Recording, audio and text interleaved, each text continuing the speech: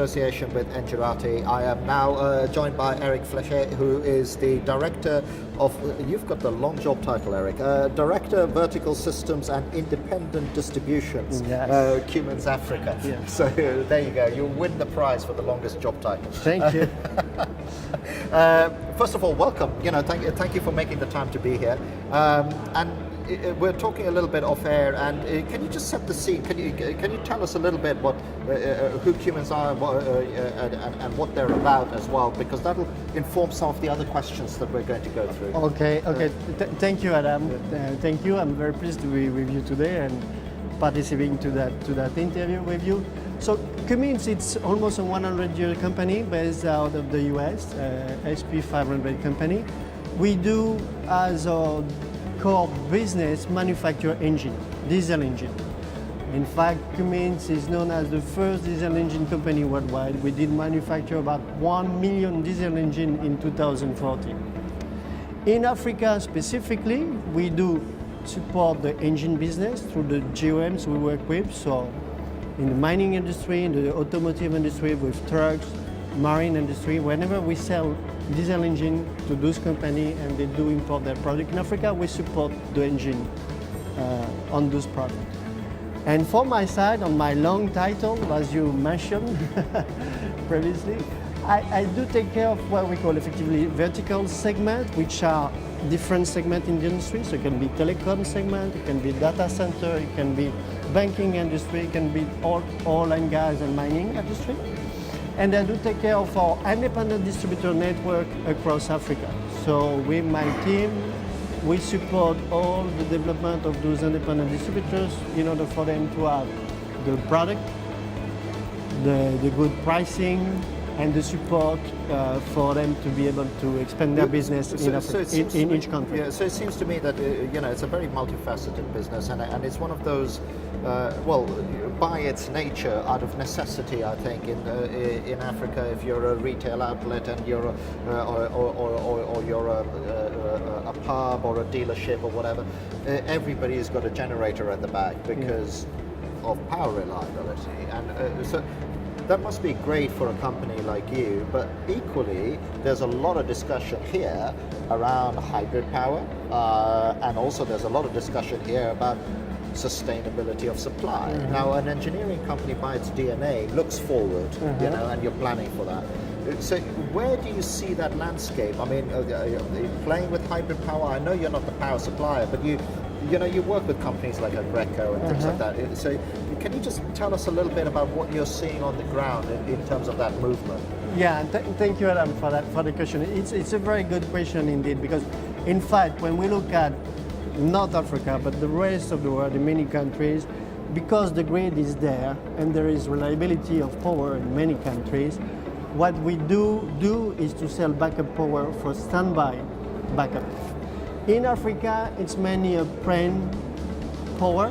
So although we sell to hotels, to hospitals, to schools, universities, and retail stores, as a backup power, they use it more often than they could use it in Europe or in the US, for example.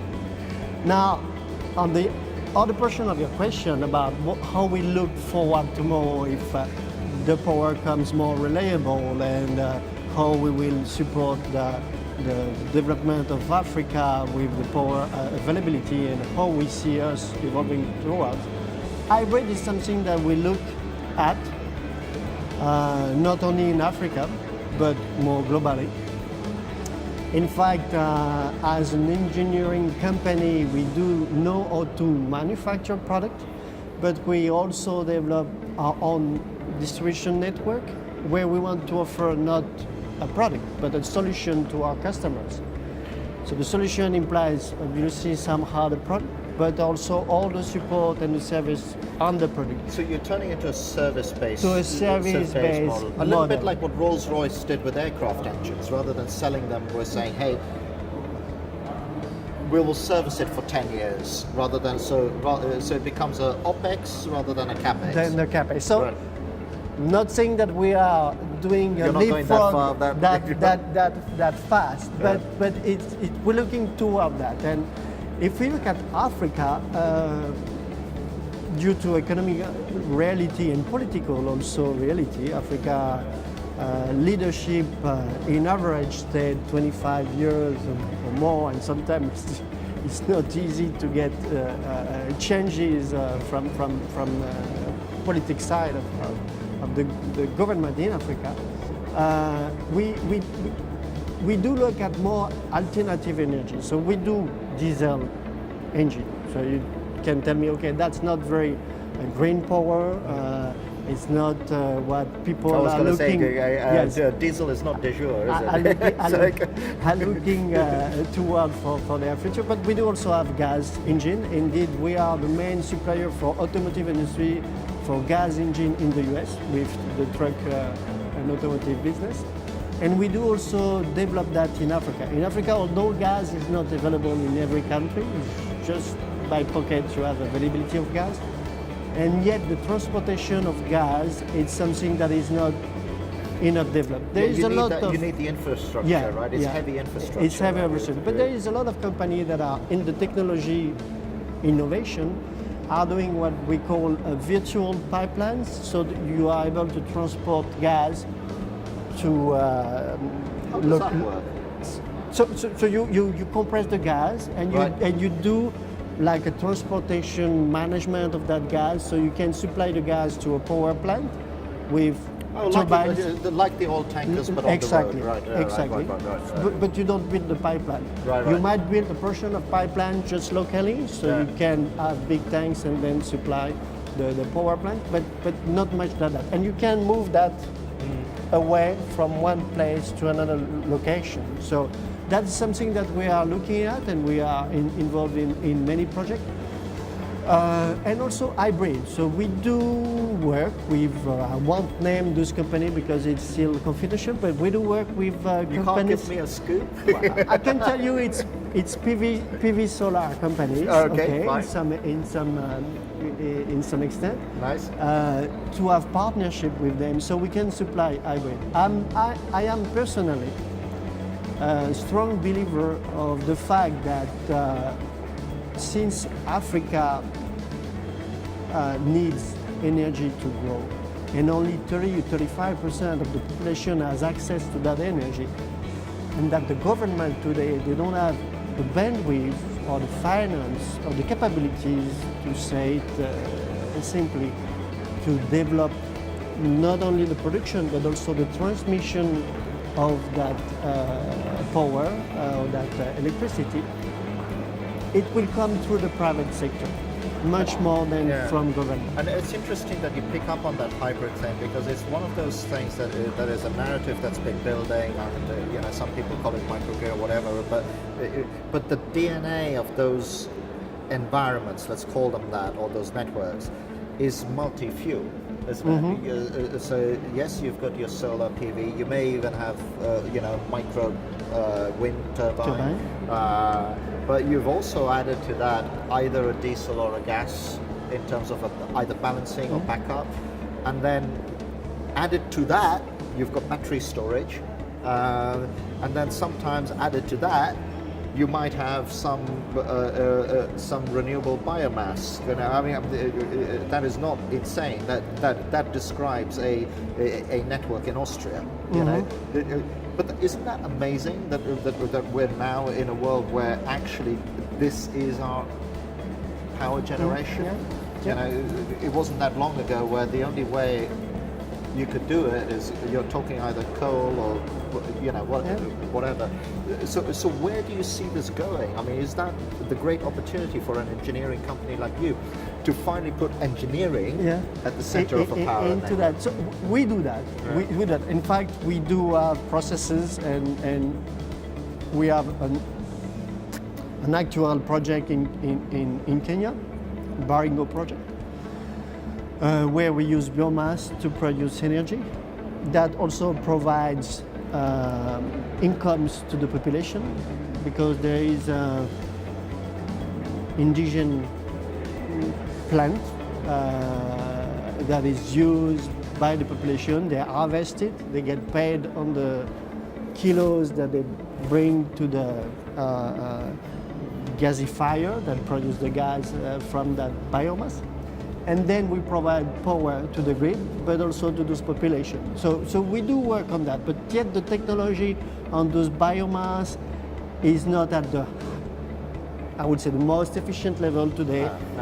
When you do produce gas from biomass, you still have some water residual or some inconvenience for gas or diesel engine. There is still some work to do. But as you said, the combination of the four, wind, solar, biomass, gas, or diesel, but eventually gas, is something that is new to the industry and offers a lot of possibilities.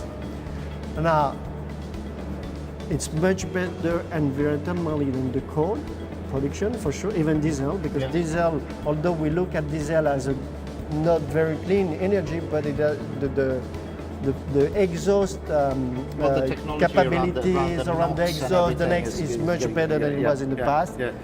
And in many countries around the world, there is strong and very stringent restriction on emissions, especially for automotive industry. And we do, as an engine manufacturer, develop as much as we can exhaust system and fuel system, so we can burn as much as we can the NOx and the CO2 to not pollute the environment, the atmosphere.